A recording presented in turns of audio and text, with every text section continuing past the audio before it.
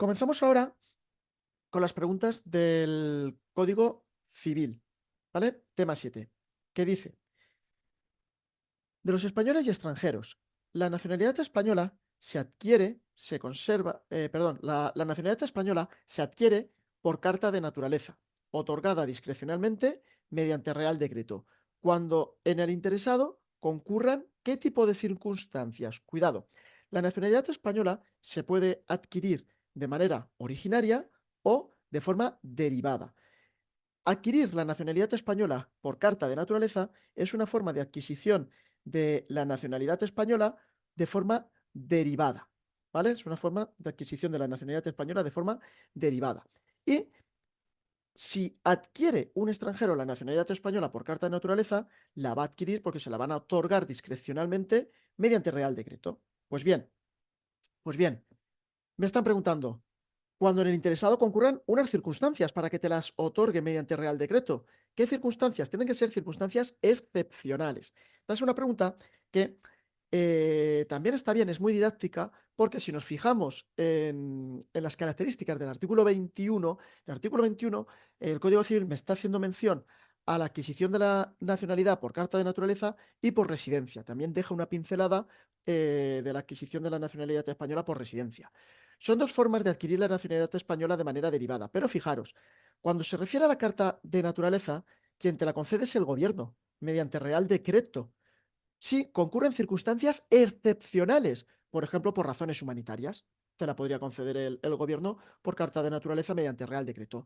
Pero ojo, para adquirir la nacionalidad española de forma derivada también la podemos adquirir por residencia en España. Y esto no lo concede, si cumplimos con los plazos que determina el artículo 22, nos la concede a ese extranjero, se la concederá el Ministerio de Justicia. El Ministerio de Justicia. Y te la puede denegar por motivos de orden público o interés nacional.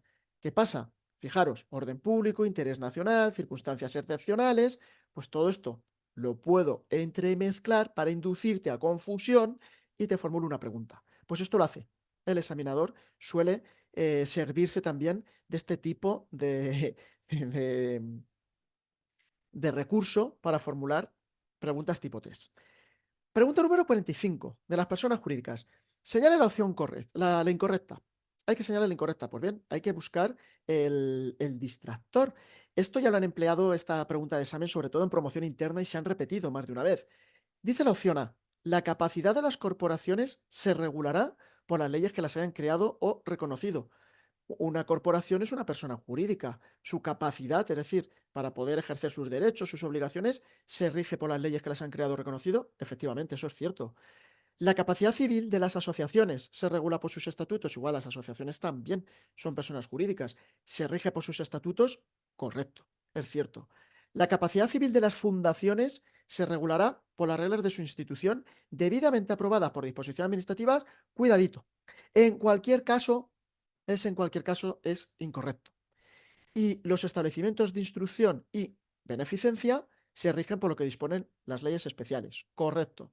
Por tanto, la opción incorrecta es la opción C. ¿Por qué? Porque no es en cualquier caso. Las fundaciones se rigen por las reglas de su institución, que son aprobadas por disposición administrativa cuando este requisito fuera necesario. Si no es necesario que se apruebe por disposición administrativa, pues entonces no. Por tanto, esa opción es incorrecta. Y me gusta enlazar este artículo 37 con el artículo 38 porque aquí el artículo 38 hay veces que también lo confundís. Las personas jurídicas pueden adquirir y pueden poseer bienes de todas clases, por eso son titulares de derechos y de obligaciones. Pueden adquirir y poseer bienes de todas clases. Pueden contraer obligaciones, ejercer acciones civiles o criminales y dice, conforme a las leyes y las reglas de su constitución. Y es aquí donde os liáis. La Iglesia, ¿vale? Se está refiriendo solo a la Iglesia, se rige en este punto, es decir, que la Iglesia, para poder adquirir, poseer bienes, contraer obligaciones, ejercer acciones civiles, criminales, dice que la Iglesia, llegados a este punto, en este punto, se rige por lo acordado entre ambas potestades. Es decir, que para que la Iglesia pueda adquirir, poseer bienes, contraer obligaciones y ejercer acciones civiles y criminales, lo puede hacer en virtud de las leyes y de las reglas de su constitución. Eso es lo que quiere decir entre ambas potestades. Y los establecimientos de instrucción y beneficencia, estos concretamente, para poder adquirir y poseer bienes, contraer obligaciones, ejercer acciones civiles y criminales, lo van a poder hacer, pero conforme a lo que dispongan las leyes especiales, no las leyes y reglas de su constitución, ¿vale? También es una muy buena pregunta que te pregunten esto, esta diferenciación que os estoy haciendo yo. Pregunta número 46. Código Civil. De los requisitos del matrimonio, señale la incorrecta. Raro será que no os pongan una pregunta referente al matrimonio en el Código Civil. Raro será. Suelen preguntar muchísimo por el matrimonio. Aquí hay que señalar la incorrecta. Pues tenemos que identificar un distractor que nos invalida la opción de respuesta. Vamos a analizar la pregunta. Opción A. No pueden contraer matrimonio los que estén ligados por vínculo matrimonial. Eso es cierto, porque cometerías un delito de bigamia. Los parientes en línea recta por consanguinidad o adopción no pueden contraer matrimonio. Yo no me puedo casar con mi madre, por ejemplo. O si adopto un hijo, no me puedo casar con él. Es correcto. Los colaterales por consanguinidad hasta tercer grado no pueden contraer matrimonio entre sí. Eso es cierto. ¿Vale? Yo no me puedo casar con mi tío, con mi tía, pero ya veremos que si existe dispensa por parte de la autoridad judicial, este es uno de los supuestos en los que sí que me podría casar, pero la regla general es que si no hay dispensa, no puedo contraer matrimonio con un colateral consanguíneo, no dice por afinidad, consanguíneo hasta tercer grado, ¿vale? No podría contraer matrimonio. Y los procesados por haber tenido participación en la muerte dolosa del cónyuge no pueden contraer matrimonio entre sí. Esto es falso. Los procesados no, los condenados, los condenados.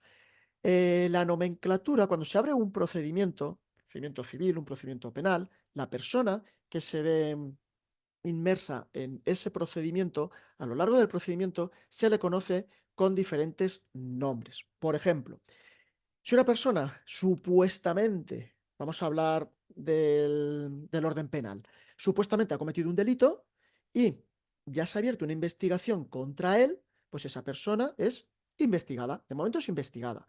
Si luego resulta que el juez de instrucción dicta un auto de procesamiento contra esa persona ya no es investigada, ya es procesada y hay un procedimiento penal que se dirige contra ella. Y si esa persona es condenada, pero condenada ya por sentencia firme, es decir, una sentencia que ya no se puede recurrir, esa persona ya es condenada. Pues aquí, en este supuesto, los procesados, eso está mal, son los condenados. Una persona se le condena porque ha participado en la muerte dolosa del cónyuge o persona con la que está unida por análoga relación de afectividad a la conyugal, no puede contraer matrimonio. Por ejemplo, si yo estoy enamorado de una mujer y esa mujer está casada y entre esa mujer a la que yo amo y yo matamos a su actual pareja, pues en principio el Código Civil me dice que no me puedo casar con esa mujer porque si me han condenado por participar en la muerte dolosa, no la muerte imprudente, yo conscientemente he querido matar a esa persona, no podría casarme. Necesitaría que el juez me dispensara. Así que en este apartado tener cuidado que dice los condenados, pero por participar en la muerte dolosa. Los delitos se pueden cometer de forma dolosa o de forma imprudente. Otra cosa es que luego la imprudencia sea delictiva o no. Así que cuidadito, si te ponen aquí imprudente, eso está mal. Pregunta número 47. Código Civil. De la celebración del matrimonio. Dice, no es competente para constatar, esta pregunta es muy buena, para constatar mediante acta o expediente el cumplimiento de los requisitos de capacidad de ambos contrayentes y la inexistencia de impedimentos o su dispensa. Es decir, te está diciendo que quién no es competente para comprobar si ese matrimonio cumple los requisitos legales para poder celebrarse. Pues el que no es competente para constatarlo es el juez de paz o alcalde del municipio donde se celebre donde se celebre el matrimonio. ¿Por qué digo que esta pregunta es muy buena?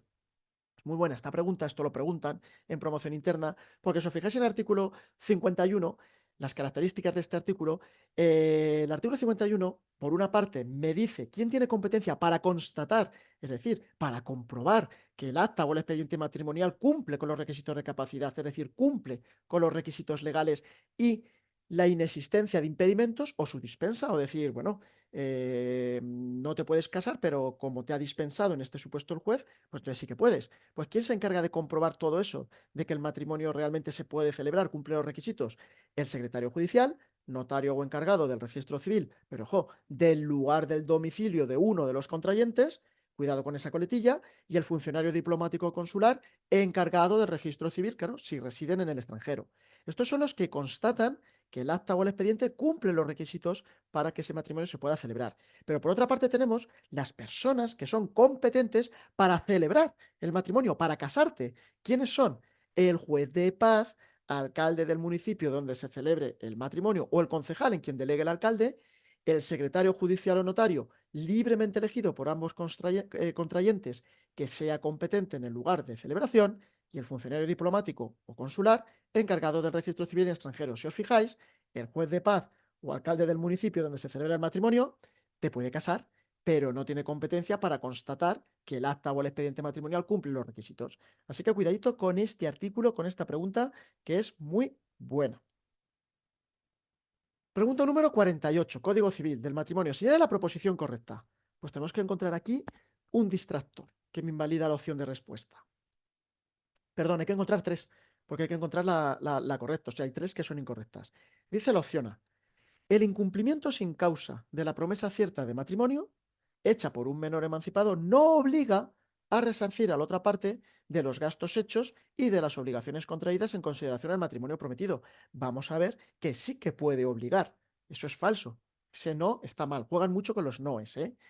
Respecto de los matrimonios que se celebren a bordo de nave o aeronave, requieren para su autorización la previa formación de expediente y la presencia en su celebración de dos testigos mayores de edad. Vamos a ver que no, no necesitan la formación de expediente. Por tanto, la opción B es incorrecta. Si la causa de nulidad fuera la falta de edad, mientras el contrayente sea menor, podrá ejercitar la opción para pedir la nulidad. En todo caso, cuidado con esta expresión, y ahora os diré por qué. Porque esto es muy importante. En todo caso, el que puede es el Ministerio Fiscal. Porque si te pusieran en todo caso los padres, ya estaría mal. Y vamos a ver ahora por qué. Esta es la opción correcta, la opción C. Y dice la opción D. Pueden contraer matrimonio sin dispensa los colaterales por consanguinidad hasta tercer grado. No, necesito dispensa del juez. Para poder casarme con un consanguíneo hasta tercer grado, es decir, me quiero casar con mi tío o con mi tía, que es tercer grado, necesito dispensa de la autoridad judicial. Si no, no puedo.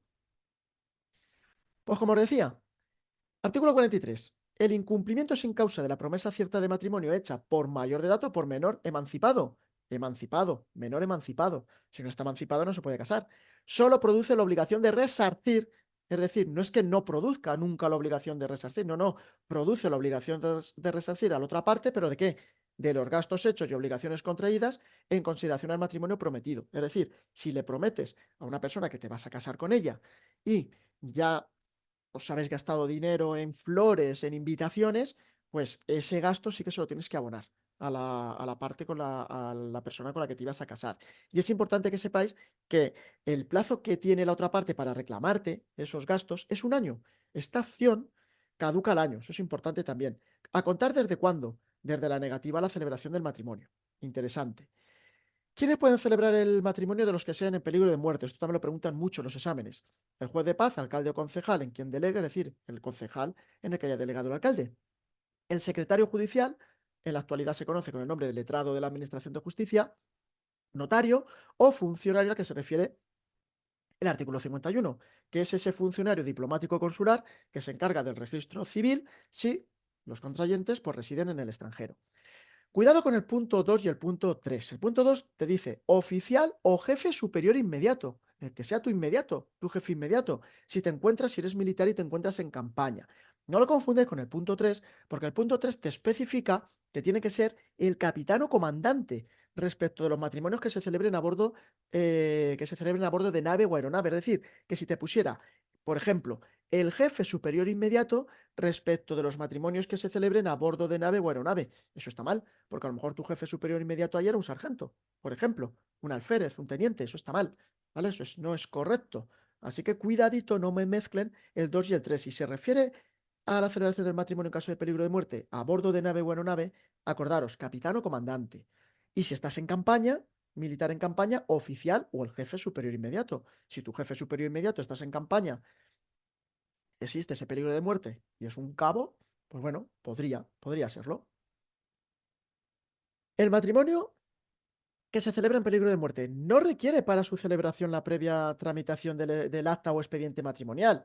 Sí que requiere la presencia de dos testigos mayores de edad y cuando el peligro de muerte derive de enfermedad o estado físico de alguno de los contrayentes, un dictamen médico, ¿vale? Dictamen médico sobre su capacidad para la prestación del consentimiento y la gravedad de la situación. Y luego dice, salvo imposibilidad acreditada, pues bueno, si es imposible que estén presentes dos testigos porque no los hay, pues también se podría celebrar el matrimonio en peligro de muerte. Y esto es interesante. Lo que os decía con este, en todo caso, si a vosotros os preguntan en el examen, si la causa de nulidad fuere la falta de edad, mientras el contrayente sea menor, solo podrá ejercer la acción y te pone la acción de nulidad. Opción A, sus padres. Opción B, sus tutores. Opción C, opción C, el Ministerio Fiscal. Opción D, todas son correctas. Y te están preguntando por quién en todo caso puede ejercer la acción. Pues como te están diciendo, en todo caso, la opción correcta no son todas son correctas, es el Ministerio Fiscal, porque el que puede en todo caso es el Ministerio Fiscal. Acordaros, matrimonio nulo es un matrimonio como si no se hubiera celebrado. Así que cuidadito con esto que es importante. Es importante. Si me preguntan si la causa de nulidad es la falta de edad, quien puede ejercer la acción de nulidad en todo caso Así, en todo caso, el Ministerio Fiscal. Y luego, al llegar a la mayoría de edad, solo puede ejercer la acción el contrayente menor, es decir, es menor de edad cuando se casa, pero ahora resulta que ya es mayor de edad y ese matrimonio, cuando se celebró, era nulo. Pues ¿quién puede ejercer la acción de nulidad? El contrayente que en su día era menor, pero ahora ya es mayor de edad, salvo que los cónyuges hubieran vivido juntos durante un año después de alcanzada aquella. ¿Esto qué quiere decir? Se casó siendo menor y ese matrimonio era nulo, pero ahora ya es mayor de edad.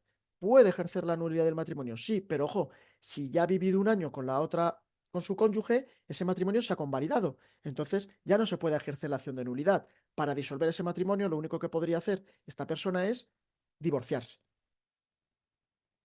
Tampoco pueden contraer matrimonio entre sí los parientes en línea recta por consanguinidad o adopción. No me puedo casar con mi padre, con mi madre.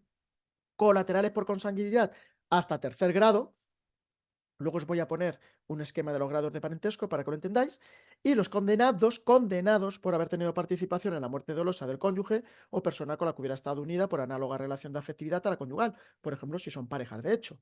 Pero fijaros en el artículo 48. El juez puede dispensar con justa causa y instancia de parte mediante resolución previa dictada en expediente de jurisdicción voluntaria, ¿vale? Expediente de jurisdicción voluntaria, no mediante un procedimiento judicial, ¿vale? Un expediente de jurisdicción voluntaria.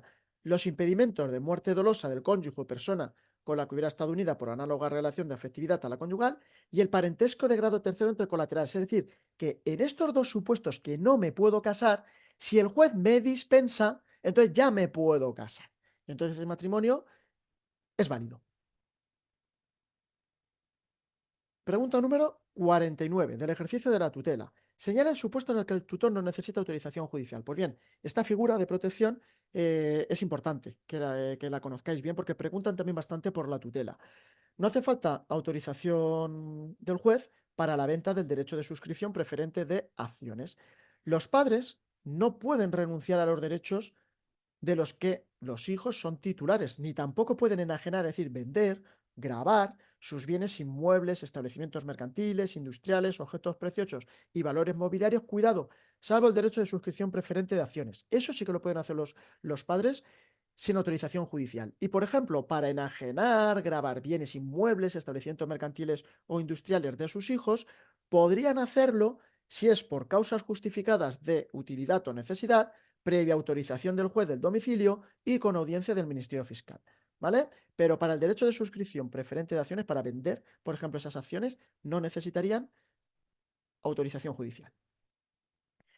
Pues bien, hasta aquí las preguntas del Código Civil. El Código Civil, tema 7, la media de preguntas, 4 o 5 preguntas, por ahí, van los tiros, 4 o 5 preguntas, esa es la media. Vamos a ver las preguntas del tema 8, la ley orgánica del Código Penal. También es un tema importante porque la media de preguntas del tema 8, 8, 7 preguntas, por tanto, es un tema importante. Dice, el error sobre una circunstancia agravante. Artículo 14, súper importante, la teoría del error. Que también os cuesta a veces comprender la teoría del error. El error sobre una circunstancia agravante, ¿qué sucede? Pues bien, ¿qué es lo que sucede? Impide su apreciación. Es decir, no se te va a aplicar el tipo agravado, sino el tipo básico. Esto se ve muy bien, la explicación del artículo 14, con este esquema. Vamos, el que falle una pregunta tipo test sobre el artículo 14 habiéndose estudiado este esquema, es para matarlo. Eso lo digo. Fijaros, es muy sencillo. Vamos a ver la teoría del error, el artículo 14. En el artículo 14.1 viene regulado lo que se conoce como el error de tipo o error de hecho. Y en el 14.3 viene lo que se conoce como error de derecho o error de prohibición. ¿Cuál es la diferencia entre uno y otro? Pues bien, en el error de tipo o error de derecho, si se da el error y el error es vencible, se excluye el dolo, pero no la imprudencia. En cambio, en el error sobre la ilicitud del hecho, el error de prohibición o error de derecho, si ese error es vencible, pues, perdón, si ese error es invencible, la conducta no es antijurídica, ¿vale? No es que se excluya el dolo, no, es que directamente la conducta no es delictiva.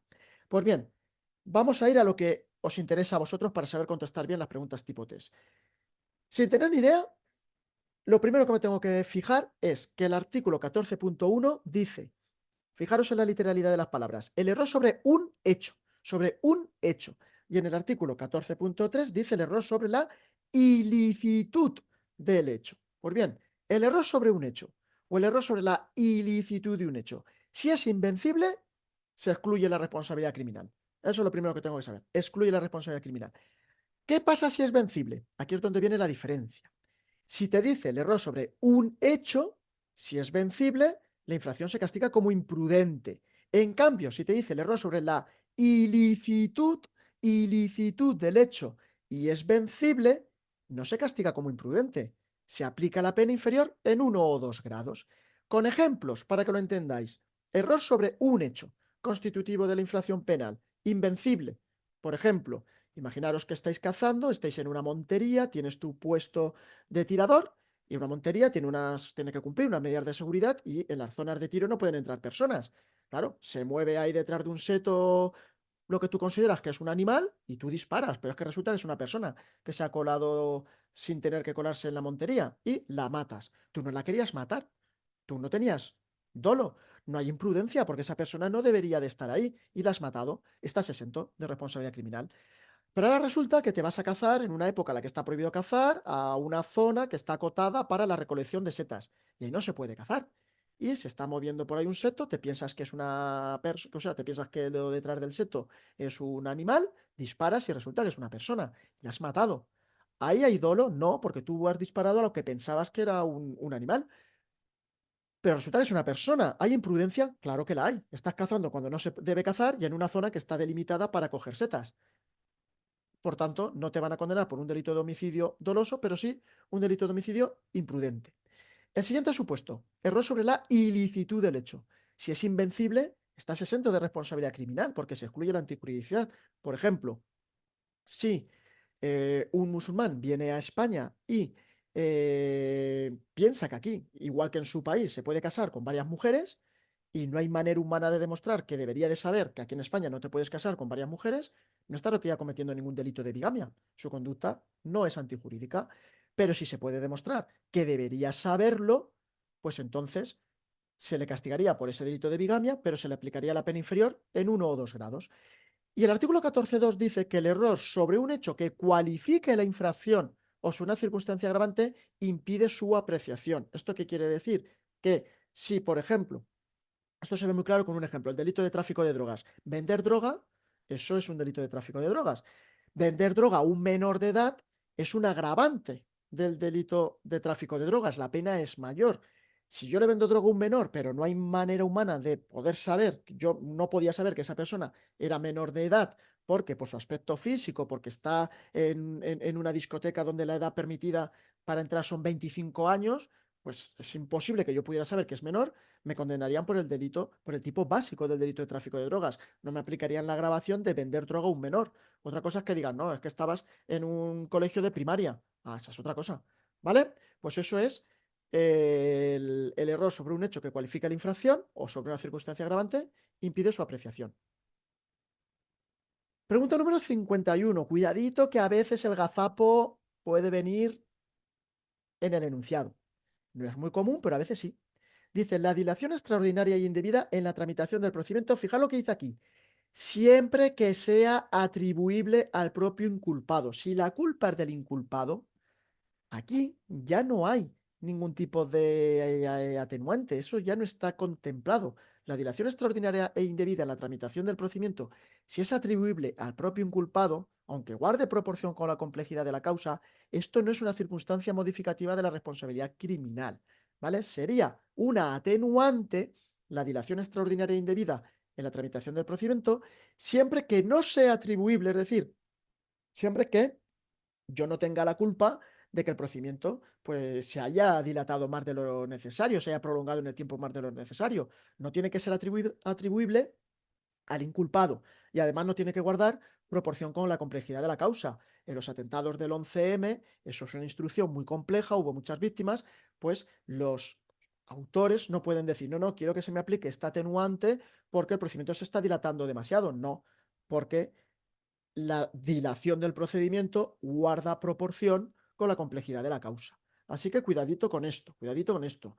El artículo 20, circunstancias eximentes, lo tenéis que saber muy bien. Artículo 21, atenuantes, idem. Artículo 22, agravantes, también lo tenéis que saber muy bien. Y el artículo 23 también, la circunstancia mixta de parentesco. Pregunta número 52, Ley Orgánica del Código Penal. Clasificación de las penas. ¿Cuál de los siguientes enunciados constituye una pena menos grave? Este artículo antes no era materia de examen, ahora sí. Ya han preguntado por él el año pasado, pues no me extrañaría que se repitieran porque es muy, muy importante. ¿Cuál de los siguientes enunciados constituye una pena menos grave? La pena menos grave de los que aparecen aquí es la privación del derecho a conducir vehículos a motor de 1 año y 1 día a 8 años. Te podrían poner también la pregunta, en lugar de preguntándote aquí como por el intervalo, que directamente a lo mejor te dijeran, la privación del derecho a conducir un vehículo a motor o un ciclomotor por un periodo de 6 años, ¿qué es? Pena leve, grave, menos grave, muy grave, ninguna de las anteriores. Por ejemplo, también te lo pueden preguntar así. Esto lo tenéis en el artículo 33, que es muy, muy, muy importante.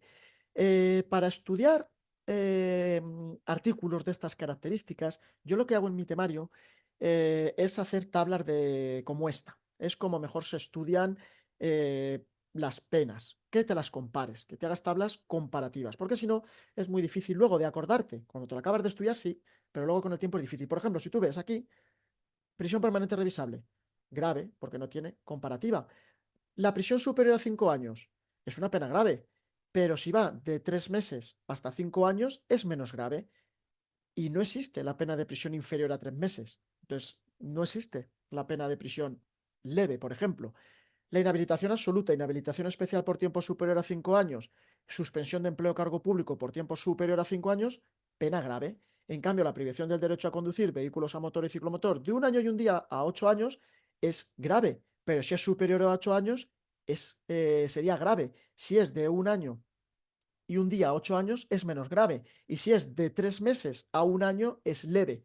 Pues con este tipo de recurso didáctico, pues es muy raro que si te haces estas tablas y te preguntan por alguna pena o por alguna infracción administrativa, pues es muy, muy difícil que falles esa pregunta tipo test. Pregunta número 53, Ley Orgánica del Código Penal. De las causas que extinguen la responsabilidad criminal. El tiempo de prescripción de una medida de seguridad, las penas es una cosa, las medidas de seguridad es otra cosa diferente. Se computará desde el día en que haya quedado firme la resolución en la que se impuso la medida.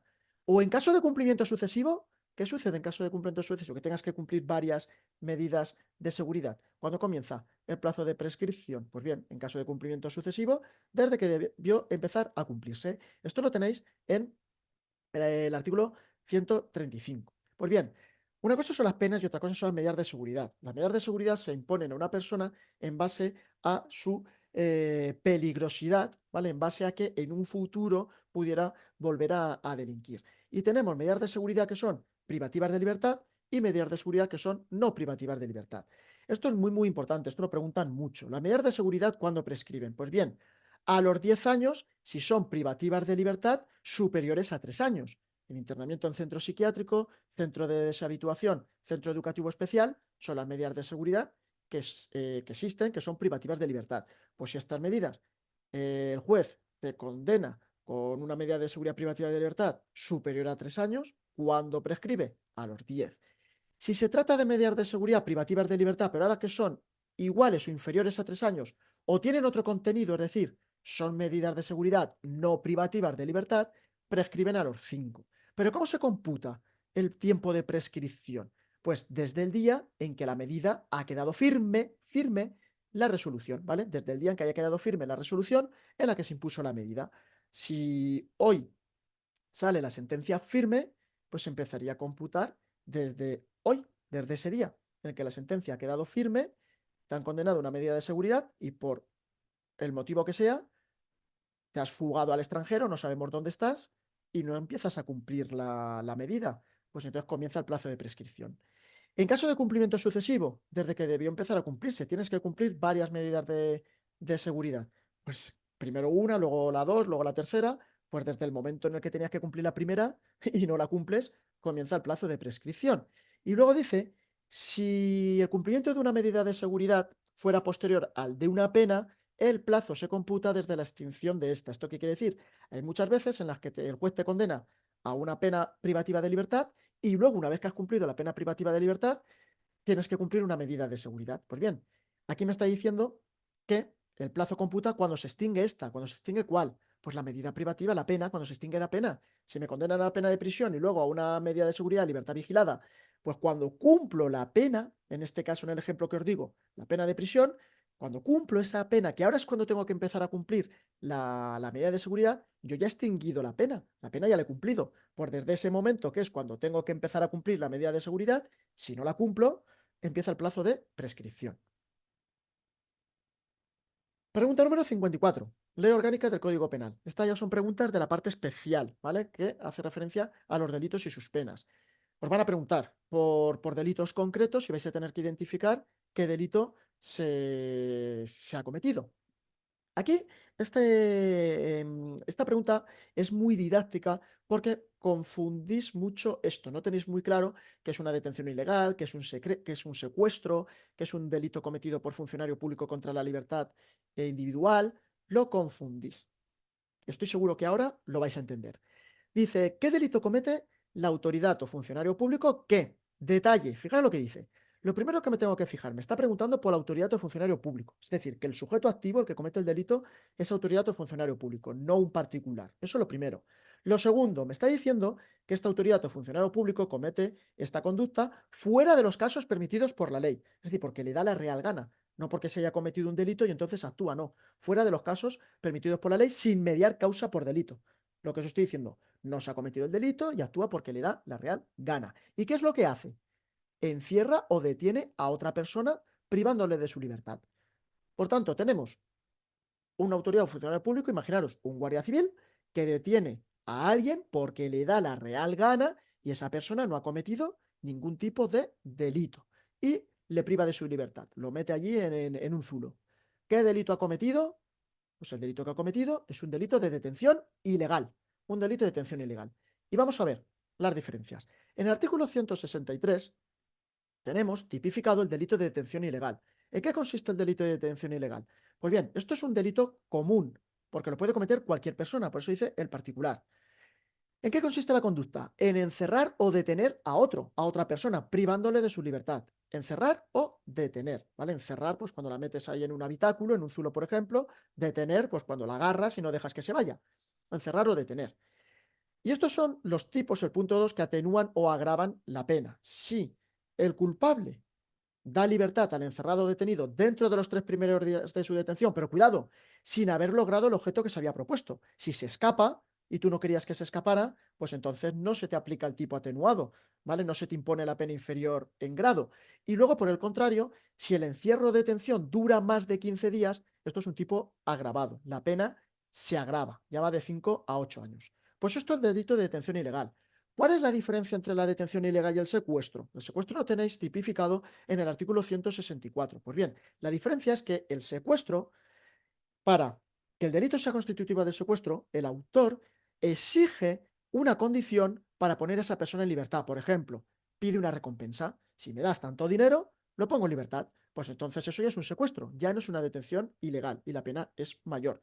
Si se dan las circunstancias del 163.3 y 163.2 en el secuestro, las penas se agravan o se atenúan. Es decir, que si el secuestro dura, el secuestrador da libertad a la persona que tiene detenida dentro de los 3 primeros días de su detención, sin haber logrado el objeto que se había propuesto, la pena es menor. Pero si el secuestro dura más de 15 días, la pena es mayor, ¿vale? Estos tipos atenuados y agravados para el secuestro son los mismos.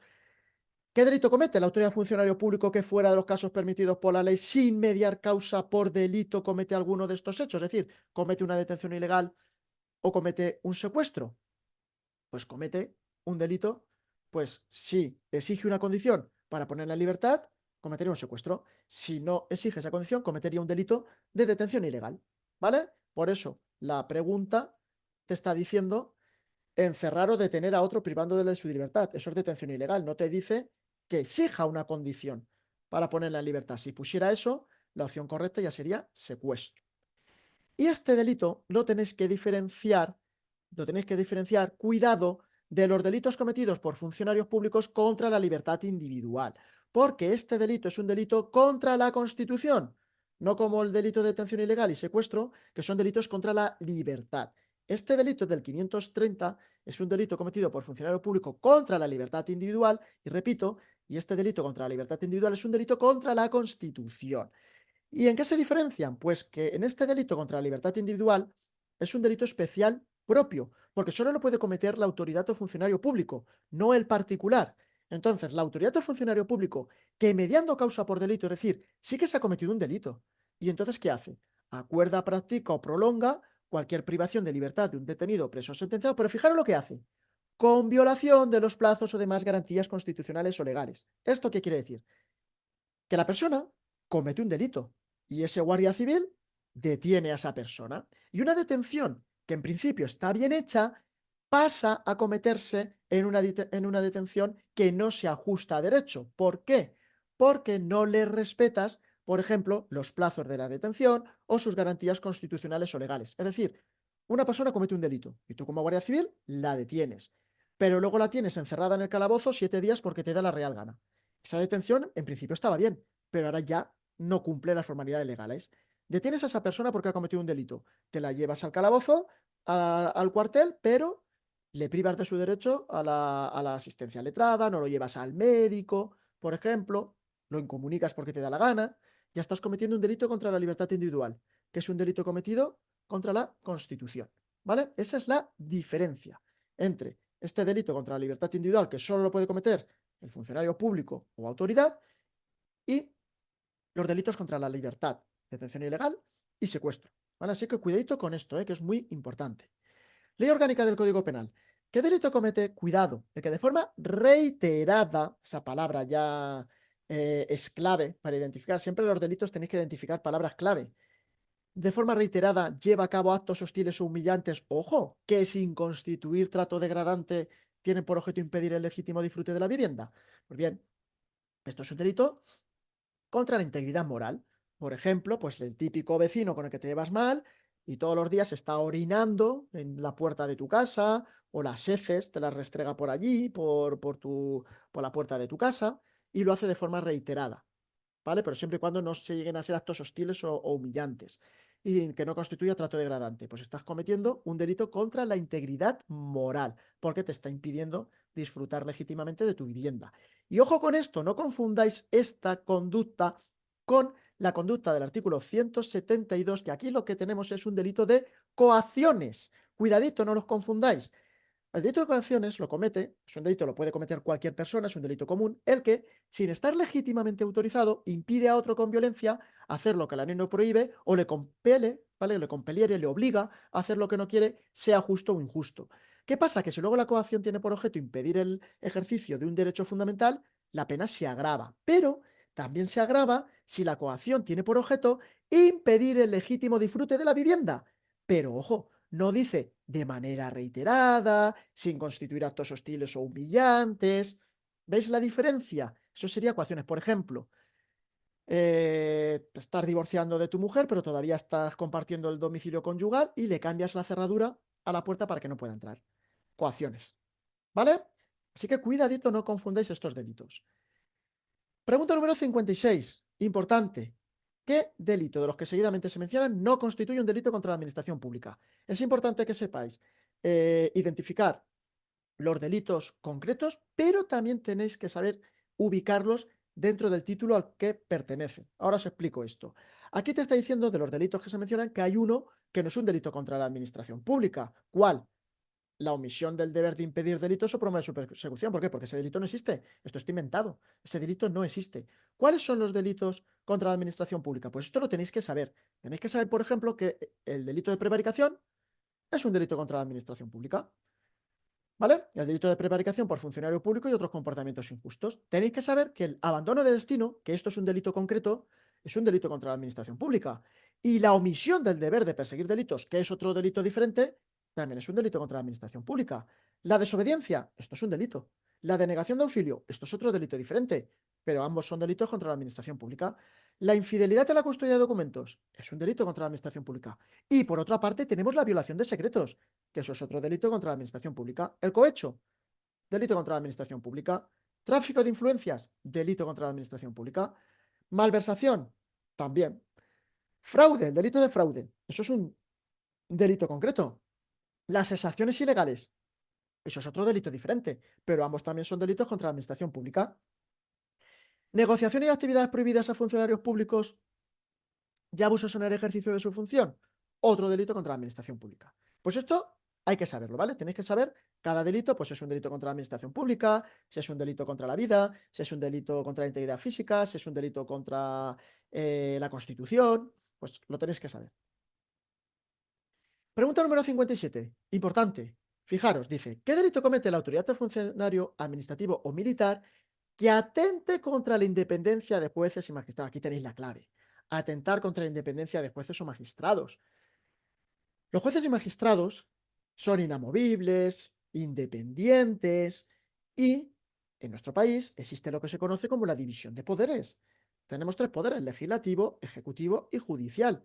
Si aquí tenemos una autoridad funcionario público que, por así decirlo, está metiendo las narices en asuntos que incumben a los jueces o magistrados, pues está metiendo, está inmiscuyéndose en el poder judicial. Por tanto, ya solo con esto sabes que se está atentando contra la división de poderes. Entonces, ¿qué es lo que está haciendo esta persona? Si además está dirigiéndoles instrucción, orden, intimación relativa a causa o actuaciones de las que están conociendo esos jueces o magistrados, pues se está metiendo donde no le llaman. Y eso es una usurpación de atribuciones. ¿Vale? Es un delito de usurpación de atribuciones. Que si os fijáis, el delito de usurpación de atribuciones tenéis que saber que es un delito contra las instituciones del Estado y la división de poderes. Y además tenéis que saber que es un delito contra la Constitución.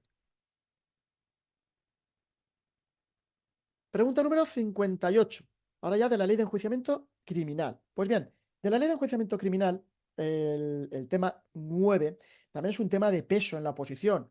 9, 10, incluso en alguna ocasión 11 preguntas. Es un tema muy, muy importante el tema 9. Muy, muy importante. Dice la pregunta número 58, ley de enjuiciamiento criminal. Esto lo han preguntado ya en anteriores ocasiones. Si no consta el lugar donde se ha cometido el delito, ¿cuál es el órgano jurisdiccional que es competente para conocer? Cuidadito, en primer lugar, a ver si os puedo poner en segundo lugar para conocer de la causa de ese delito. ¿Quién es? Pues el del término municipal es el que tiene la máxima prioridad. El del término municipal, partido, un partido es una agrupación de municipios o circunscripción donde se han descubierto las pruebas materiales del delito. ¿Vale? No sabemos dónde se ha cometido el delito. No sabemos, pero aquí están las pruebas materiales. Pues ese juez de instrucción es el competente. Y esto lo tenéis en el artículo 15 y a mí me gustaba cuando preparaba las oposiciones, por eso también es un recurso que utilizo mucho en mi material didáctico, utilizar imágenes.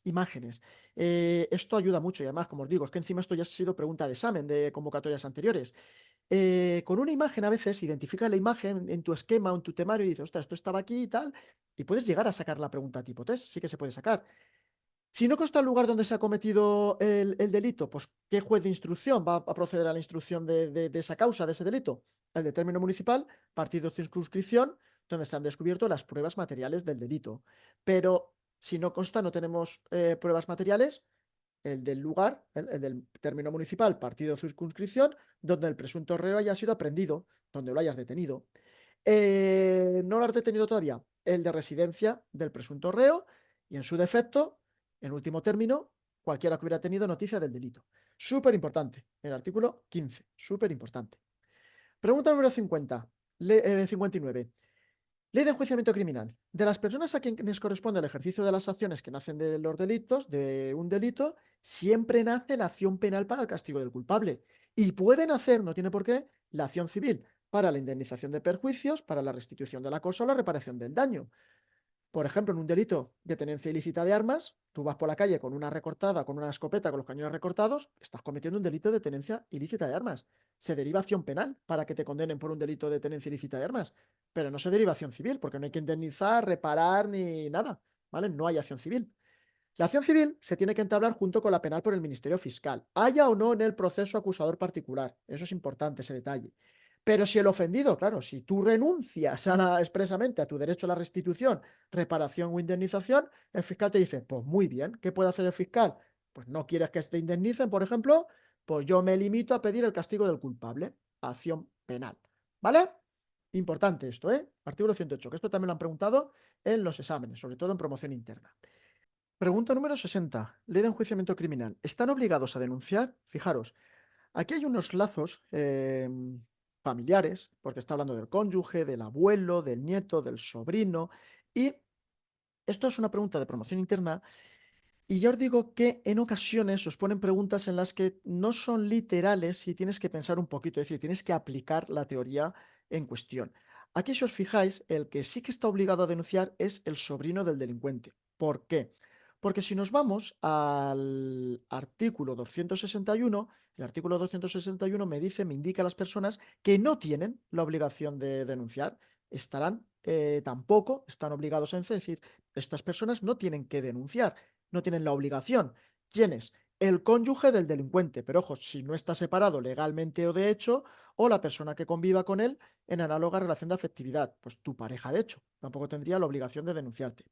Quienes sean ascendientes y descendientes del delincuente y parientes colaterales hasta segundo grado inclusive, es decir, hasta segundo grado no tienen la obligación de denunciarte. Por ejemplo, el cónyuge no tiene la obligación, tu abuelo es ascendiente directo de segundo grado. Nieto, descendiente directo de segundo grado. No tienen la obligación. Sobrino, este sí. El sobrino sí que tiene la obligación de denunciarte porque es tercer grado. El sobrino es tercer grado. ¿Cómo se mira esto de los grados? Con este esquema se ve muy bien el cómputo de los grados de parentesco y consanguinidad. Imaginaros que este sois vosotros. Y está tu pareja, tu mujer o tu marido. Pues todo lo que te viene de sangre es consanguinidad y todo lo que te viene por parte de tu pareja es afinidad. Ascendente, padre, madre, abuelo, bisabuelo, pues esto es línea ascendente directa, primer grado, padre y madre, segundo grado, tu abuelo, tercer grado, tus bisabuelos. Y luego tenemos la línea descendente por consanguinidad, tu hijo, primer grado, tu nieto, segundo grado, tu nieto segundo grado, por eso no tiene la obligación de denunciarte. Y luego ya tercer grado, el bisnieto. Para ver los colaterales tenemos que buscar el nexo común. Por ejemplo, si yo quiero ver el grado de parentesco con mi hermano, tengo que buscar el nexo común. El nexo común son mis padres. Pues voy a mis padres, tengo un grado y ya pues me voy al colateral. Segundo grado, mi hermano es segundo grado, colateral, consanguíneo. Mi sobrino, tercer grado, porque tengo que buscar el nexo común, que son mis padres, ya me voy a mi hermano, segundo grado, y mi sobrino es el hijo de mi hermano, bajo, tercer grado. Mi tío, el nexo común son mis abuelos, porque mi tío es hermano de mi padre o de mi madre. Por tanto, primer grado, mis padres. Segundo grado, mis abuelos. Y entonces, ya bajo, tercer grado, el tío. Por eso acordaros que para contraer matrimonio, si no tienes la dispensa, no te puedes casar con tu tío o con tu tía. ¿Por qué? Porque es tercer grado de consanguinidad. Tu suegro, ¿qué sería? Pues tu suegro es el padre de tu pareja. Pues primer grado sería primer grado por afinidad. ¿Vale? Ascendiente directo de primer grado, pero por afinidad. Pues bien, espero que con este esquema os quede claro el cómputo de los grados de parentesco y consanguinidad. Pregunta número 61. Ley de enjuiciamiento criminal. Cuando se trata de una investigación que afecta a actividades propias de delincuencia organizada, en la que un funcionario de la Policía Judicial ha sido autorizado a actuar bajo identidad supuesta, ¿quién otorga dicha identidad? Fijaros, está hablando de delincuencia organizada y te está preguntando por quién, esto es la figura del agente encubierto. ¿Quién otorga la identidad? No te está preguntando quién autoriza a ese agente de policía judicial para actuar como agente encubierto. Eso es otra cosa diferente. La opción correcta, el Ministerio del Interior. Esto lo tenemos en el artículo 282 bis de la Ley de Enjuiciamiento Criminal y han preguntado mucho, mucho, mucho por este artículo. En actividades propias de delincuencia organizada, lo primero que tenéis que saber que el juez de instrucción, pero el competente, ¿vale? El juez de instrucción competente. O el Ministerio Fiscal, pero el Ministerio Fiscal tiene que dar cuenta inmediata al juez de instrucción competente. Pues estas autoridades son las que pueden autorizar a funcionarios de policía judicial mediante resolución fundada y teniendo en cuenta sus necesidades a los fines de la investigación, a actuar bajo identidad supuesta y adquirir, transportar objetos, efectos o instrumentos del delito y diferir la incautación de los mismos. Pues bien, estos autorizan. Pero ¿quién te otorga la identidad supuesta? Es decir, ¿quién te dice cómo te vas a llamar? Pues esa identidad te la concede, te la otorga el Ministerio del Interior por un plazo de 6 meses. ¿Prorrogables? Sí. ¿Por periodos de igual duración? 6 meses, 6 meses, 6 meses, por periodos de igual duración. Y entonces ese agente queda legitimado, está habilitado para actuar en todo lo relacionado con la investigación concreta y a participar en el tráfico jurídico y social bajo esa identidad. ¿Vale? Muy importante, ¿eh? Todo lo que dice el artículo 282 bis.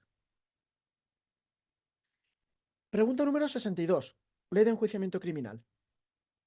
Cuando el titular de un domicilio en el que ha de efectuarse un registro no quiera asistir ni tampoco nombrar representante para que asista a ese registro, ¿cómo se tiene que practicar el registro? Dicho registro se practicará en presencia de quién. Pues bien, esta pregunta no es literal, tengo que tener, vamos, fijarme un poquito, pero si conozco la teoría y la aplico al caso concreto, enseguida saco la opción de respuesta. No hace falta 4 testigos del mismo pueblo. Fijaros lo que dice la opción B. 2 testigos del mismo edificio en que se encuentre el domicilio. Hombre, si están en el mismo edificio, son vecinos del mismo pueblo. 3 testigos, no. Y el secretario y 3 testigos, no. La opción correcta es la opción B, es ser cierta. No es literal, esto lo hacen en la promoción interna, no es literal, pero esto es correcto, porque el que siempre tiene que estar en un registro es el secretario judicial, ¿vale? En la actualidad, letrado de la Administración de Justicia. Y la presencia de 2 testigos. 2 testigos vecinos del mismo pueblo, ¿vale? Vecinos del mismo pueblo. Si vives en la misma finca, pues son vecinos del mismo pueblo. Así que no es literal, pero esto es pregunta de promoción interna. Así que cuidadito. Pregunta número 63. Ley orgánica reguladora del procedimiento de habeas corpus. ¿Qué plazo concede la ley al juez para practicar todas las actuaciones del procedimiento y dictar la resolución que proceda? Pues bien, es importante que conozcáis los plazos, pero que también os estudiéis cuándo empieza a computarse el plazo. Porque claro, si tú te sabes que el plazo para resolver el procedimiento de habeas corpus son 24 horas, sí, está muy bien. Pero claro, luego te llegas a una pregunta tipo test y te dice, sí, 24 horas. Opción A, 24 horas contadas desde que se practicó la detención. Ostras. Opción B, 24 horas contadas desde que se haya dictado el auto de incoación. Eso es distinto. ¿Vale? La detención ha podido tener lugar a la hora que sea y luego el detenido solicita el habeas corpus. Entonces, esa solicitud se pone en conocimiento del juez de instrucción y luego el juez lo analiza y decide si incoa o no el procedimiento de habeas corpus. Pues desde el momento en que incoa dicta auto de incoación para este procedimiento, para resolver este habeas corpus, desde ese momento tiene 24 horas el juez para decidir si esa detención es conforme a derecho o no lo es. ¿Vale? Así que cuidadito, contadas desde que se haya dictado el auto de incoación. Pregunta número 64 de la Ley Orgánica del Poder Judicial. Composición y atribución de los órganos jurisdiccionales. Esta es una ley que, como bien les digo a mis alumnos, que es una ley que como no te la expliquen bien, pues seguramente no aciertes ni una o muy poquitas. Pero que si la entiendes, el porcentaje de acierto en las opciones en los test aumenta, pero mucho, mucho. Composición y atribuciones de los órganos jurisdiccionales. Instrucción y enjuiciamiento de las causas penales contra un magistrado del Tribunal Superior de Justicia de Andalucía. ¿Quién conoce? Me da igual si es de Andalucía, de la Comunidad Valenciana, de Cataluña, me da igual. Quien instruye y enjuicia las causas penales contra los magistrados de un Tribunal Superior de Justicia es la Sala de lo Penal del Tribunal Supremo. La Sala de lo Penal. Y si os fijáis, dice instrucción y enjuiciamiento. En el artículo 57, el Tribunal Supremo tiene 5 salas: civil, penal, contencioso administrativo, social y la sala de lo militar. La sala segunda es la sala de lo penal, porque las salas del Tribunal Supremo sí que están numeradas. Pues bien, cuando el Tribunal Supremo tiene que conocer de un asunto contra alguna de estas personas, porque en este supuesto del apartado 2, estas personas aquí son autores, han cometido un delito. En el punto 3, igual, estos magistrados han cometido un delito. La Sala de lo Penal del Tribunal Supremo instruye y enjuicia. Lo que sucede es que quien se encarga de instruir el procedimiento es un magistrado de la Sala de lo Penal del Tribunal Supremo, y luego ese magistrado ya no forma parte de la sala para el enjuiciamiento de los hechos. Se selecciona, conforme a un turno preestablecido, un magistrado. Ese magistrado de la Sala de lo Penal del Tribunal Supremo instruye el procedimiento, y el resto de magistrados de la Sala de lo Penal del Tribunal Supremo se encargarían del enjuiciamiento. Sucede lo mismo con los tribunales superiores de justicia. ¿Vale? Pregunta número 65. Ley orgánica del Poder Judicial. A la Sala de lo Penal de los Tribunales Superiores de Justicia, ¿qué les corresponde? Es importante que en esta ley conozcáis las funciones de los diferentes órganos jurisdiccionales de la jurisdicción ordinaria, al menos en el orden civil, perdón, al menos en el orden penal, y en lo administrativo, pues no estaría mal, ¿vale? Dice la opción A, el conocimiento de los recursos de apelación, pero dice contra las resoluciones dictadas en segunda instancia por las audiencias provinciales. Ahora voy a explicar esto de lo que es primera instancia, segunda instancia. Es en primera instancia. Vale, las audiencias provinciales, cuando dictan sentencia, lo hacen en primera instancia, no en segunda o ulteriores instancias. La opción B dice la decisión de cuestiones de competencia entre órganos jurisdiccionales del orden penal. Acordaros, hay 4 órdenes jurisdiccionales: civil, penal, contencioso administrativo y social. Ahora estamos viendo el orden penal. Dice, con sede en la comunidad autónoma que tenga otro superior común. No, que no tengan otro superior común. Ahora veremos esto también de las cuestiones de competencia. Procedimiento de decomiso autónomo, lo que viene siendo un embargo, por los delitos para cuyo conocimiento sean competentes. Eso es cierto. Instrucción, no así el fallo. Falso, porque los tribunales superiores de justicia es exactamente igual que el Tribunal Supremo. Instruyen, se encargan de la instrucción y enjuiciamiento, sí que instruyen y enjuician. Ahora os lo voy a explicar.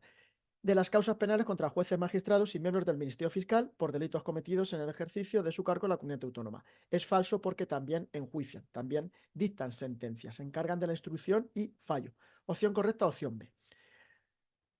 La sala de lo penal. Bueno, a ver, lo primero, el Tribunal Superior de Justicia tiene 3 salas: sala de lo civil y penal, sala de lo contencioso administrativo y sala social. Lo que pasa que la sala de lo civil y penal del Tribunal Superior de Justicia conoce tanto de asuntos del orden civil como asuntos del orden penal. Cuando conoce de asuntos del orden penal es cuando la legislación se refiere como sala de lo penal del Tribunal Superior de Justicia, pero la sala se denomina de lo civil y penal. ¿Y de qué conoce esta sala en el orden penal? Pues del conocimiento de las causas penales, claro, que los estatutos de autonomía reservan al Tribunal Superior de Justicia. Instrucción y fallo. Instrucción y fallo. Instruyen y dictan sentencia. En las causas penales contra, es decir, si un juez, un magistrado o un miembro del Ministerio Fiscal cometen un delito, ¿vale? Y cometen ese delito en el ejercicio de su cargo en la comunidad autónoma, siempre que la competencia no esté atribuida al Tribunal Supremo. Habrá que ver el Estatuto de Autonomía para ver si en estos casos en los que un juez, un magistrado o el Ministerio Fiscal ha cometido un delito, si la competencia se le atribuye al Tribunal Superior de Justicia o a la Sala de lo Penal del Tribunal Supremo. ¿Por qué dice instrucción y fallo? Porque el funcionamiento es igual que la Sala de lo Penal del Tribunal Supremo. De la Sala de lo Civil y Penal del Tribunal Superior de Justicia se designa, conforme a un turno preestablecido, un magistrado que instruye el procedimiento, y luego ese magistrado no forma parte a la hora de enjuiciar los hechos. Es decir, el resto de magistrados de la Sala de lo Civil y Penal del Tribunal Superior de Justicia se encargaría del enjuiciamiento. Dice el apartado C, el conocimiento de los recursos de apelación contra las resoluciones dictadas en primera instancia, ¿vale? Recurso de apelación contra las resoluciones dictadas en primera instancia por las audiencias provinciales, así como todos aquellos casos previstos pues, en las leyes. Pues bien, cuando se comete un delito y el delito está castigado con una pena de prisión superior a 5 años, instruye un juez de instrucción, pero dicta sentencia a la audiencia provincial. Porque si el delito está castigado con la pena de prisión igual o inferior a 5 años, instruye juez de instrucción, dicta sentencia al juzgado de lo penal. Pues bien, se comete un delito castigado con pena de prisión de 8 años. Instruye un juez de instrucción, la audiencia provincial dictaría sentencia. Esa sentencia es primera instancia, porque es la primera sentencia que se dicta. ¿No estamos conformes con esa resolución de la audiencia provincial? Pues podemos interponer un recurso de apelación contra esa sentencia que ha dictado la audiencia provincial en primera instancia y ese recurso de apelación lo resuelve el Tribunal Superior de Justicia de la Comunidad Autónoma. ¿Que no estoy conforme con esa resolución del Tribunal Superior de Justicia, que eso ya es una segunda instancia? Pues puedo recurrir en casación al Tribunal Supremo. La decisión de cuestiones de competencia entre órganos jurisdiccionales del orden penal con sede de la comunidad autónoma que no tengan otro superior común. ¿Esto qué quiere decir? Las cuestiones de competencia pueden ser positivas y negativas. Positivas, cuando dos órganos jurisdiccionales quieren conocer de un asunto. Negativas, lo contrario, los dos se quieren escaquear, no quieren conocer ninguno del asunto. Imaginad dos juzgados de lo penal de la provincia de Valencia y están ahí en disputa porque los dos quieren conocer de un asunto. ¿Quién resolvería? ¿Quién se va a encargar de ese asunto? La audiencia provincial, porque es el superior común. En cambio, se produce una cuestión de competencias entre la audiencia provincial de Valencia y la de Alicante.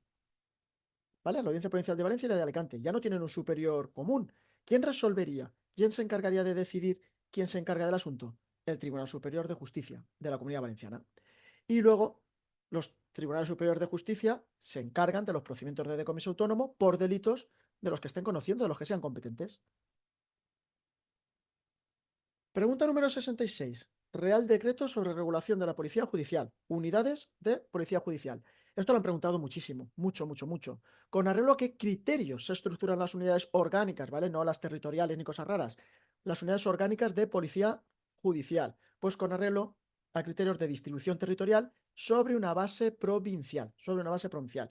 Te suelen mezclar mucho esto de los criterios con esto que aparece aquí en negrita, con estas expresiones, especialización delictual, técnicas de investigación, te lo mezclan mucho con esto.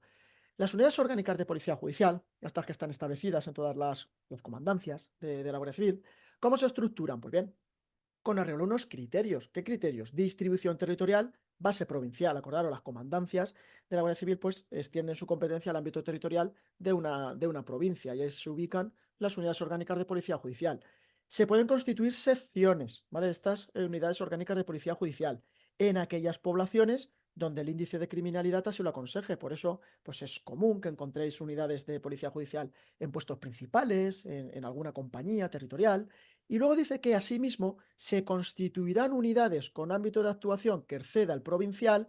Pensad en la UCO, por ejemplo, que la UCO extiende su competencia a todo el territorio nacional, por razones de especialización delictual y técnicas de investigación. Tú piensas, ostras, claro, la UCO tendrá, pues claro, claro que tiene más medios que una unidad orgánica de policía judicial de una comandancia.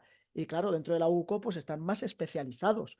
Pues si te acuerdas de esto, pues para constituir unidades de policía judicial que excedan el ámbito provincial, y te acuerdas de la UCO, pues eso, ¿qué razones van a tener en cuenta para constituir estas unidades? Pues razones de especialización delictual, por eso hay unidades de la UCO que se encargan mejor solo de fraude y contrabando, por ejemplo, y técnicas de investigación. Pregunta número 67. Ley del Estatuto de la Víctima del Delito. En relación con los servicios de apoyo a las víctimas, señale la correcta. Pues bien, lo que os digo siempre, no os lancéis a la piscina cuando tengáis que hacer el examen.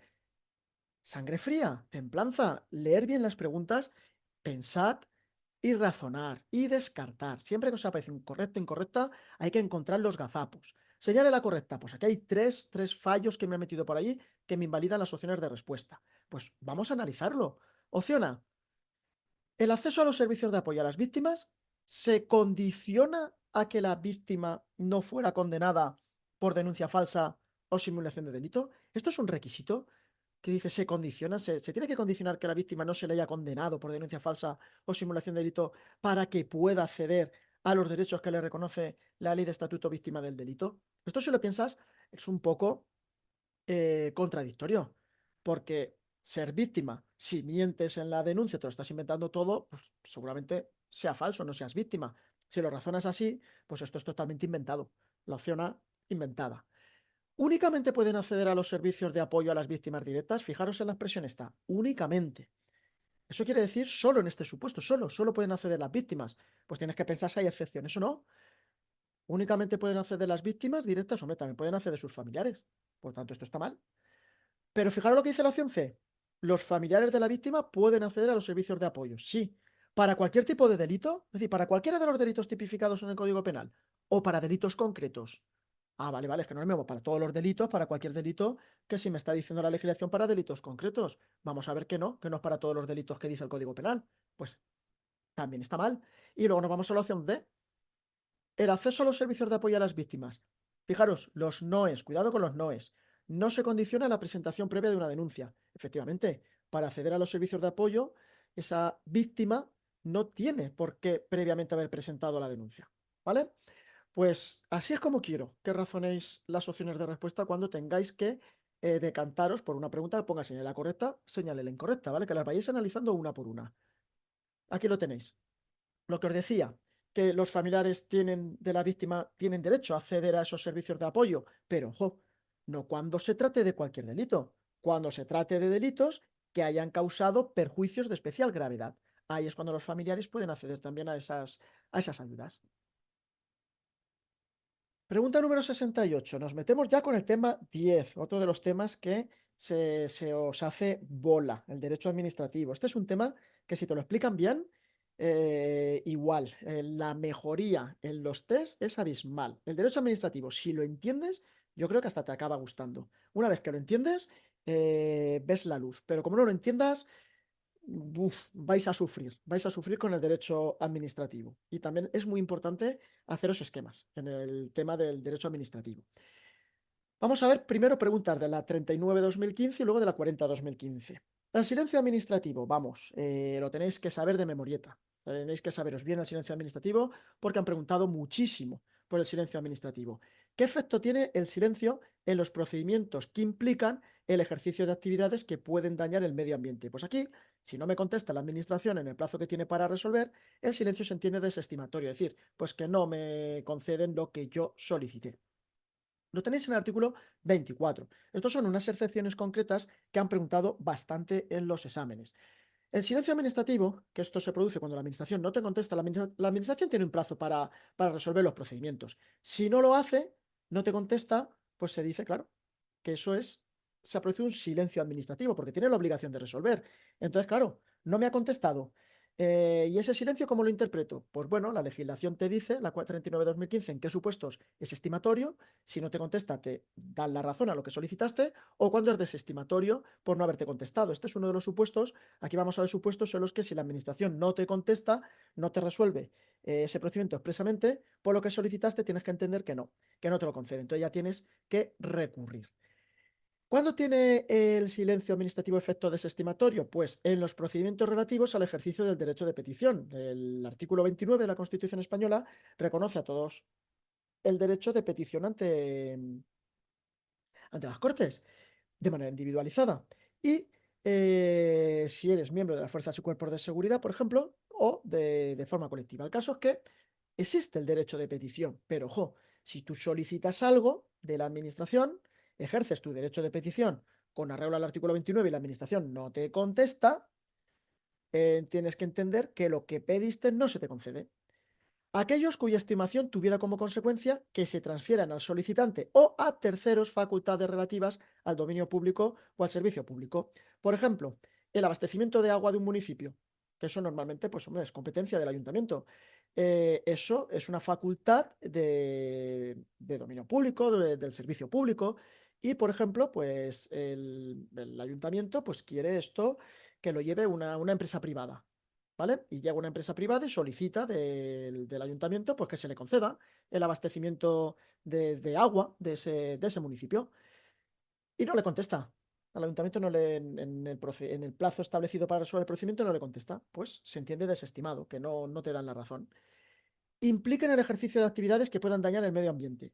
Me quiero montar una empresa de productos químicos que está, bueno, va a estar cerca a lo mejor de, pues, de un río, etcétera, etcétera. No me contestan. Pues en principio, desestimatorio. No me van a dar, no me han dado la autorización.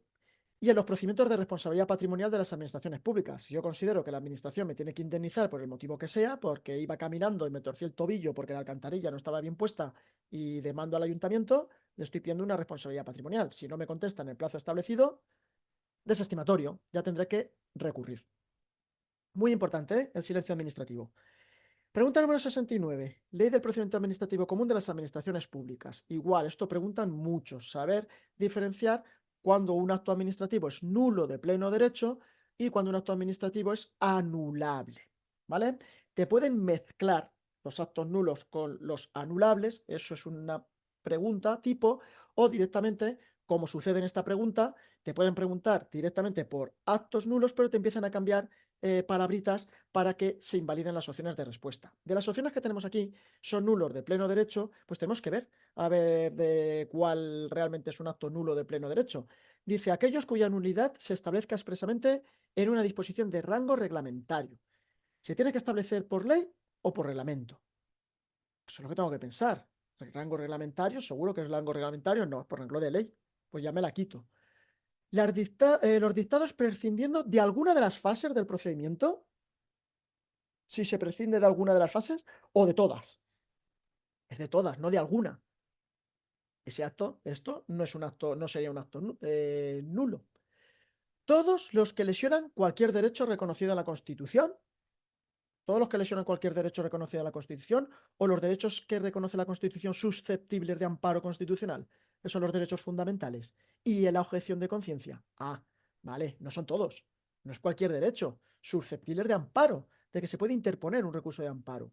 Los actos expresos, contrarios al ordenamiento jurídico. El ordenamiento jurídico es el conjunto de normas que rigen una sociedad, por los que se adquieren derechos cuando se caracteriza, perdón, cuando se carezca de los requisitos esenciales para su adquisición. Eso es un acto nulo de pleno derecho, ¿vale? Aquí tenéis en rojo los distractores, ¿vale? Los distractores.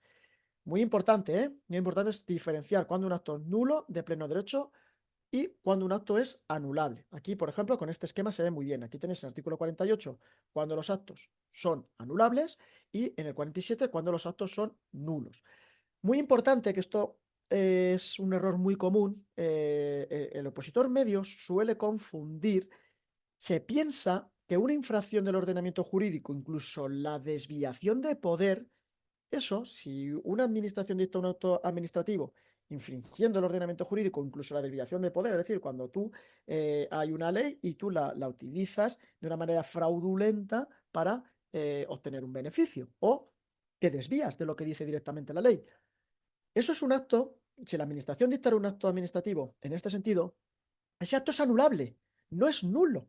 No es nulo. Así que cuando veáis por ahí desviación de poder, cualquier infracción del ordenamiento jurídico, anulable, ¿vale? Anulable, no nulo, ¿vale? Que eso lo ponen mucho y casi todo el mundo, o la inmensa mayoría, se piensa que eso es, si la administración actúa en ese sentido, ese acto es nulo. No, no, no, es anulable. Pregunta número 70. Ley del procedimiento administrativo común de las administraciones públicas. Trámite de audiencia. Si no os habéis hecho esquemas de los plazos del procedimiento administrativo, la lleváis clara. Ya os lo digo. En Derecho Administrativo, en la 39/2015, claro, te regula el procedimiento administrativo. O sea, es que se llama así. La ley del procedimiento administrativo. Tiene muchísimos plazos y preguntan casi siempre por plazos. Consejo, que si no os han proporcionado esos esquemas, que os los hagáis. ¿De qué plazo disponen los interesados para alegar y presentar documentos y justificaciones que estimen pertinentes? Pues estas preguntas os vais a encontrar así, son preguntas directas por un plazo, ¿te lo sabes o no te lo sabes? Un plazo no inferior a 10 ni superior a 15 días. Tal cual. Artículo 82, trámite de audiencia. Pregunta número 71, Ley del procedimiento administrativo común de las administraciones públicas. Los recursos administrativos, súper importante. También es muy común que pregunten por los recursos administrativos. indique qué tipo de recursos administrativos pueden interponer los interesados, tienes que tener la condición de interesado en el procedimiento, ¿vale? Si eres interesado en un procedimiento administrativo contra los actos de trámite, pero cuidadito, que si me hubieran quitado esta coletilla y me ponen solo contra los actos de trámite y me clavan aquí, todas son incorrectas, la inmensa mayoría hubiera fallado esa pregunta y es la correcta, porque contra no cualquier acto de trámite se puede interponer un recurso potestativo de reposición o un recurso de alzada. Si se trata de un acto de trámite que decide directa o indirectamente el fondo del asunto, en ese supuesto sí que se puede interponer el recurso de alzada y el recurso potestativo de reposición. Así que cuidadito. Contra las resoluciones y actos de trámite, pero ojo, los actos de trámite, si deciden directa o indirectamente el fondo del asunto, o determinan la imposibilidad de continuar el procedimiento, o producen indefensión o perjuicio irreparable, no reparable, a derechos e intereses legítimos, el interesado, ¿qué puede hacer? Pues interponer un recurso de alzada y también podría interponer un recurso potestativo de reposición. Y aquí os dejo una tabla resumen, entre otras muchas, de las que ofrezco dentro de mi material didáctico, para que en los plazos por lo menos de interposición y de resolución no los confundáis, que eso también lo preguntan mucho. El recurso de alzada se puede interponer contra los actos que no ponen fin a la vía administrativa. No es lo mismo poner fin a la vía administrativa que un acto que el acto sea firme en vía administrativa. Son dos cosas totalmente diferentes. Pues contra los actos que no ponen fin a la vía administrativa se puede interponer un recurso de alzada, tienes un mes, lo resuelve el órgano jerárquico superior del que dictó la resolución y tiene el órgano jerárquico superior 3 meses para resolver el recurso de alzada. Ojo, se llama recurso potestativo de reposición. Si te pones recurso de reposición, eso no existe. Es potestativo de reposición. Y este ya se impone, se interpone no contra los actos que no ponen fin a la vía administrativa, sino contra los actos que ponen fin a la vía administrativa. Tienes un mes para interponerlo, lo resuelve el mismo órgano y tiene el mismo órgano al que se interpone, el mismo órgano que dictó la resolución, tiene un mes para resolverlo. Y el recurso extraordinario de revisión, cuidadito, porque este ya se impone contra los actos que son firmes en vía administrativa y en unos supuestos concretos, que son los supuestos que aparecen regulados en el artículo 125.1. En el supuesto de la letra A del artículo 125.1, el plazo para la interposición del recurso son 4 años. En el resto de supuestos, B, C, D, 3 meses. El plazo para la resolución son 3 meses para resolver el recurso extraordinario de revisión. ¿Y quién lo resuelve? El mismo órgano que dictó la resolución que yo estoy recurriendo. Pregunta número 72. Ley de régimen jurídico del sector público, de los órganos de las administraciones públicas. Competencia. Ahora ya preguntas de la ley de régimen jurídico. De las siguientes proposiciones, la incorrecta. La incorrecta. Pero vamos a buscar dónde está el fallo. Opción A. La competencia se ejercerá por los órganos administrativos que la tengan atribuida como propia. Me faltaría más que ejerzas competencias que no la tienes atribuida como propia. Hombre, hay supuestos y ahora viene la excepción. Salvo los casos de delegación, porque claro, la delegación es cuando un órgano se la delega al otro, pero la competencia la tiene el titular, ¿vale? Se la puede quitar si quiere. A vocación, pues el superior te la quita cuando se efectúe en los términos previstos en esta o en otras leyes. Eso es correcto. La competencia es irrenunciable. Ojo, hay excepciones, salvo en los casos de delegación o avocación, cuando se efectúen en los términos previstos en esta o en otras leyes. Efectivamente, eso es correcto. ¿La delegación de competencia supone o no supone? Acordaros siempre de los noes, que meten muchas preguntas con el no, te lo ponen o te lo quitan.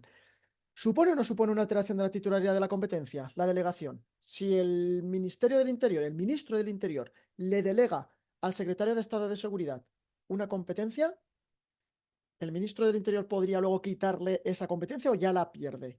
¿Se ha alterado la titularidad de la competencia? ¿Supone una alteración de la titularidad? No supone. La delegación de competencia no supone una alteración de la titularidad de la competencia. La competencia sigue siendo del ministro del Interior. Lo que pasa es que, pues, si el hombre tiene mucha faena, dice, venga, pues hazlo tú, secretario de Estado. ¿Vale? Y la titularidad y el ejercicio de las competencias atribuidas a los órganos administrativos podrán ser desconcentradas. Ojo, si me pusiera en otros o en cualquier órgano, pero el caso es que tiene que ser en órganos jerárquicamente dependientes. Por ejemplo, en un órgano adscrito no se podría desconcentrar la competencia. En un órgano no jerárquicamente dependiente, por ejemplo, la Administración del Estado no puede, en este caso, no podría desconcentrar esa competencia en un órgano de la Administración local, por ejemplo, ¿vale? Tienen que ser desconcentradas en otros jerárquicamente dependientes de aquellos. Por tanto, pertenecen a la misma administración, ya sea la del Estado, la autonómica o la local. La competencia irrenunciable se ejerce por órganos administrativos que la tienen atribuida como propia. Cuidado con la excepción, salvo casos de delegación o avocación. La delegación de competencias, encomienda de gestión, delegación de firma y la suplencia, todo esto lo tenéis que saber de memoria, porque lo preguntan mucho. Preguntan mucho por la delegación, la encomienda de gestión, la delegación de firma, la suplencia, lo tenéis que saber. Todos estos casos no suponen una alteración de la titularidad de la competencia, ¿vale? Aunque sí del ejercicio. Por ejemplo, el ministro del Interior delega una de sus competencias en el secretario de Estado de Seguridad. ¿La titularidad quién la sigue teniendo? El ministro del Interior.